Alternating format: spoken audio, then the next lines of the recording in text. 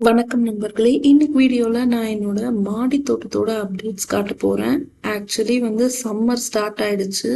நாளுக்கு நாள் அப்படியே சூடு அதிகமாயிட்டே போகுது. அதனால என்னோட தோட்டத்துல அங்கங்க இருக்கிற கண்டெய்னர்ஸ் எல்லாம் ஒரே இடத்துக்கு கொண்டு போட்டு துணி வச்சு மூட ஆரம்பிச்சிட்டேன். நான் கொஞ்சம் புளிச்சக்கீரை விதைகள் நட்டேன்.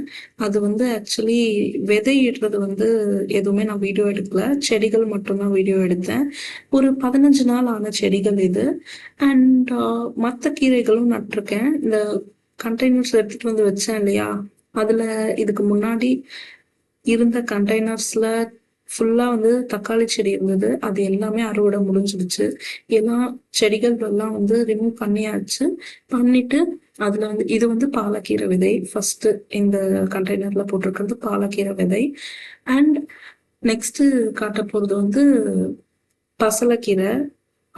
சாரி, பசலைக்கீரை இல்ல, பருப்பு கீரை. இது பருப்பு கீரை. ஆக்சுவலி விதைகள் போட்டு ஒரு இது சிறுகீரை. விதைகள் போட்டு ஒரு 2-3 நாள் ஆயிடுச்சு. 3 நாள் ரொம்ப கீரை விதைகள் ரொம்ப குட்டி குட்டியா இருக்கும்ன்றதுனால 3 நாளையே ஸ்ப்ரவுட்ஸ் வந்துடுச்சு.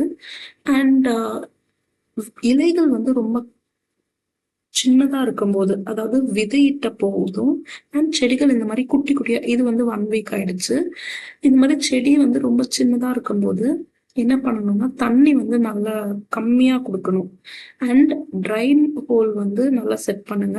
இன்கேஸ் தண்ணி சரியா ட்ரைன் ஆகல அப்படின்னாலும், ட்ரைன் ஆகுதுன்னாலும் கூட செடிகள் சின்னதா, எல்லா செடி எந்த செடியா இருந்தாலும் சரி, செடிகள் சின்னதா இருக்கும்போது தண்ணி ரொம்ப கம்மியா தான் தரணும். அப்பதான் செடிகள் சர்வைவ் ஆகும். இது என்னையோட தோட்டத்து அப்டேட் ஃப்ரெண்ட்ஸ்.